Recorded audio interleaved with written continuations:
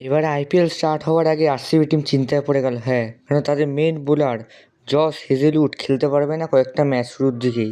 শোনা যাচ্ছে না নিউজ, এটা কনফার্ম প্রায়। কিন্তু একটা জিনিস ভালো হয়েছে, ভুবনেশ্বর কুমার খেলবে, এটা প্রায় কনফার্ম।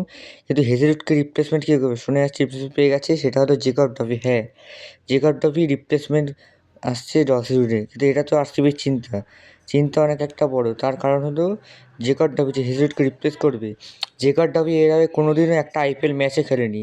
আর যদি অন্য কোনো প্লেয়ার হলে আরসিবি গেছে, আগে নুয়ান তুষারা ছিল, কিন্তু নুয়ান তুষারা প্রায় রুলড আউট হয়ে গেছে, কারণ এনওসি পায়নি। ওই যে নুয়ান তুষারা খেলতে পারবে না। আর এছাড়া এসে ওই ব্যাটিং লাইনের সামনে ভালো বোলিং না নিয়ে গেলে খেলতে তো মানে হেরেই তো যাবে। তা আমাদের চেন্নাইয়ের সময় মাটি খুব ছোটো। এছাড়া দেখা যায় Heinrich Klaasen, Nitish Kumar Reddy, Liam Livingstone যে আগের বছর খারাপ পারফরমেন্স ছিল, কিন্তু টি-টোয়েন্টিতে ভালো পারফরমেন্স ছিল। ট্রেভিস হেড, অনিকেত ভর্মা আর অভিষেক শর্মা তো থাকছেই।